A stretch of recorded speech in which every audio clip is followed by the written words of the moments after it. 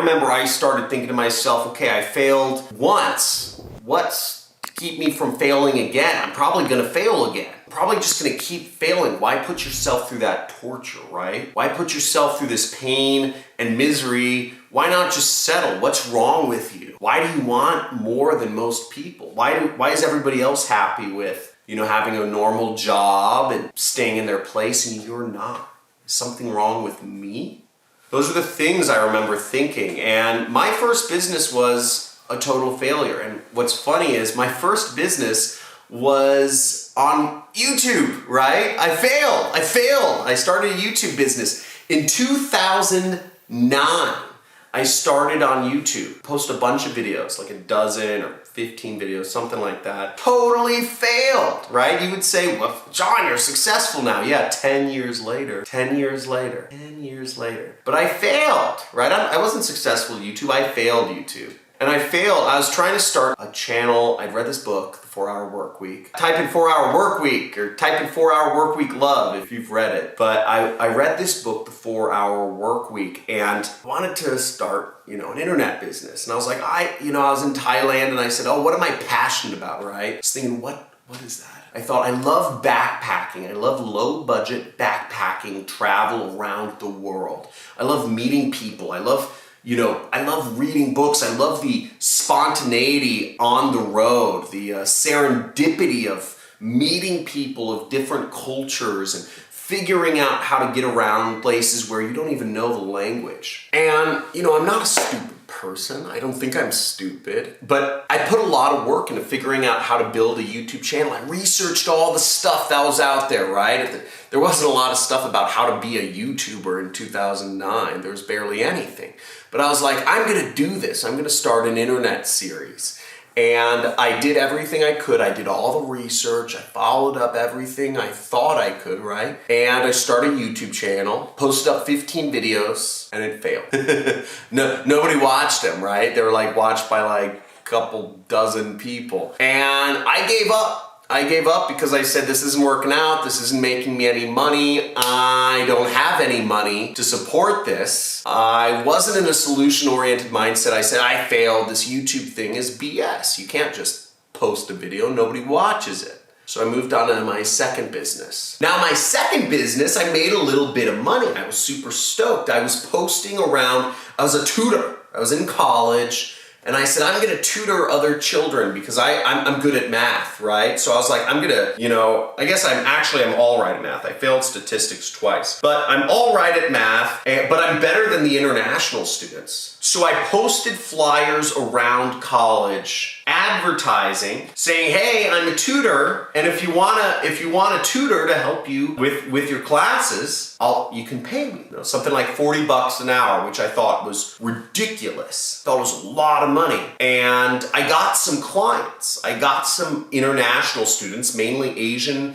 and Middle Eastern international students, asking me to help them out. And I helped them out, and I got paid $40 an hour. And I thought I was rolling in it. I thought I was just so much money. I was so excited. That was my first taste of success, right? $40 an hour, and then the college told me I couldn't post flyers around the college anymore. What the heck? I failed again! I realized, I was like, I can't post flyers around the college? People want what I have to offer, and they told me, they said, John, we have a tutoring center. You can sign up to volunteer as a tutor, but can't offer tutoring services outside of the tutoring center.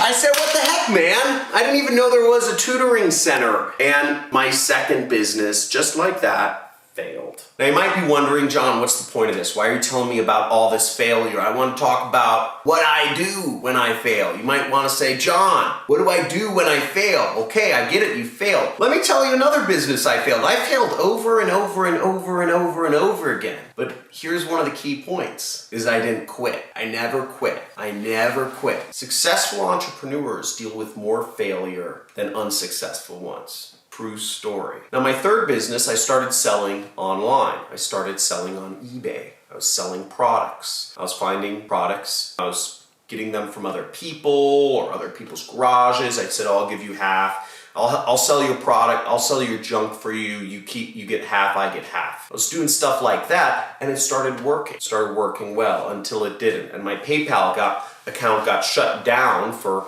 I still don't know the reasons, they wouldn't tell me the reasons, but my PayPal account got shut down, and I lost a lot of money, and I wasn't able to run an eBay business anymore. And that was the next failure, and over and over and over and over again. There were more I could go on, but I'm not going to bore you to death with all of the failures I have. The point I want to make to you is, John Crestani, an internet multimillionaire, you might think, oh, he grew up, everything's rosy, right? I failed more than you. But here's the difference, is I didn't whine about it. I never whine, never complain. It's just part of the process. Now, we have all been sold that the safe path is working a job, but that is not true. We've been sold this idea that the safe path is working a job, and that the dangerous path is being an entrepreneur, is working for yourself, is finding your own little niche in the world and owning it. We've been sold that because the system has been built by the rich and the powerful people. The laws of society are built to keep the rich and powerful, and the poor, poor. Now, the safe path is not working a job. The safe path is a path of slavery. And it's a slavery of the mind. We've all been sold this idea that we are who we were born to be, that our blood determines where we go in life, our family,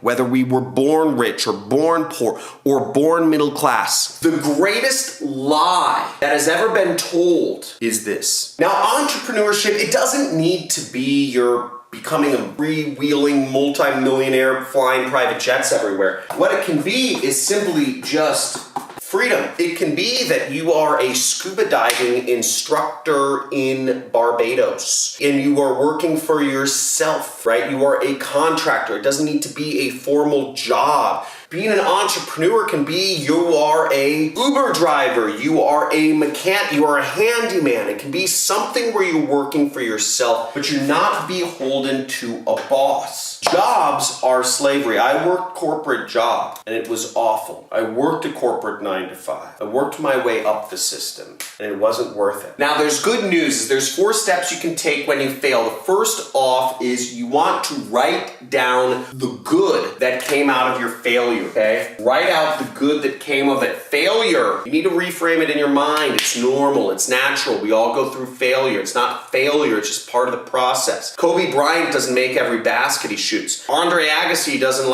hit every swing he makes. Baseball players don't hit the ball most of the time, right? Every quarterback doesn't make every throw. It's just part of the process. If Kobe Bryant was like, oh, I'm so sad, I didn't make a hoop, he wouldn't be successful. If he got emotionally hurt, like butt hurt, for not making a basket, then he would never be Kobe Bryant, because everybody's gonna miss some shots. Most of us are gonna miss a lot of shots, okay? He's at the point now where he makes most of his shots. So write out the good that came out of the situation. Maybe you learned something. Second is analyze. Analyze your failure. Analyze why you failed. What went wrong? Was it that you didn't work at it long enough? Let's say you're doing affiliate marketing. Were people clicking on your link? Did you set up the link properly? Was your pre-sale page bad? Was your targeting off? What do you think you did wrong? Did you just not get any clicks? Maybe, where did it fall apart? Figure out why you failed. And this really goes into, I'll tell you kind of the bonus tip right here, number 4, which will help you figure this out better. But you gotta analyze your failures. If you don't know why you failed, then you're not doing it right. And that was the mistake I made. When I first failed, I never actually looked at my failures. What I did good was I just did stuff, but I didn't actually analyze and figure out,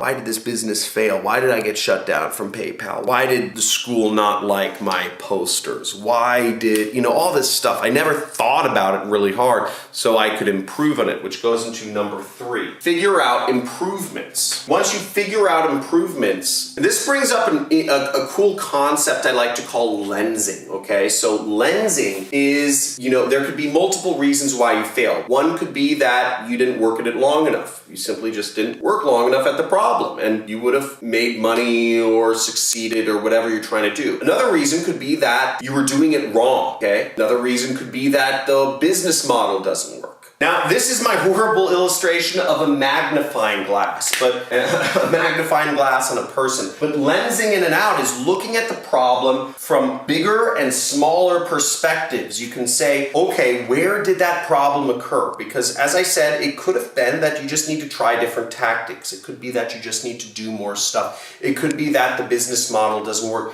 And there's ways to figure out if you are right in any of these. We could look at the business model, right? We could say, okay, does the business model work? And you can figure that out really easily by seeing if there's other people making money with the business model. If there are, then the business model works. It's not the business model. If one of your tactics is wrong, you could look at, let's say for affiliate marketing, you're going about something. Maybe one of your tactics was wrong. You could look and see, are there other people using those same tactics to make money online? Are they working? How can you verify that? You might need to go to an affiliate conference and meet people. You might need to surround yourself in groups, immerse yourself in the community. Another way to look at it would be as yourself. Did you just not work long enough at it? Another thing could be seasonality. Maybe what you're doing works, but not this time of year, right? But there's so many ways you can look at different issues, whether it's in relationships or business or just personal development. There's a lot of ways to look at stuff, and figuring out the ways you can improve and knock off any doubt about any of what went wrong will help you ultimately improve and become better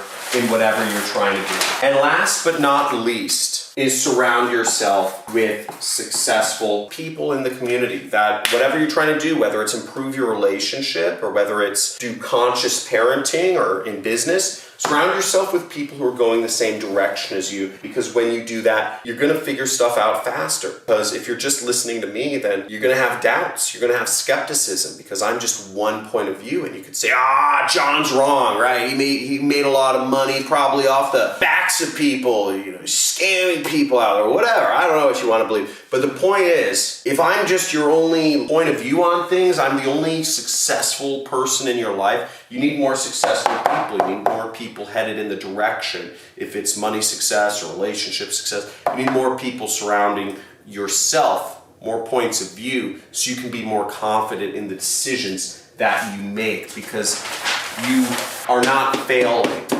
and you don't want to go back to slavery. You're so close right now. You're so close. You just need to keep at it. Woo! So like this video. If you had an aha moment, type in aha. AHA for those non-Tony Robbins people in the house. AHA, aha. Aha is like wow, I thought of something. Have a aha moment, type it in, and let me know if what helped you or what this made you think about. And if you have any questions for me about my story or about how I got through failure, let me know in the comments below. Subscribe to my channel if you'd like to see, most of my videos I show people how you can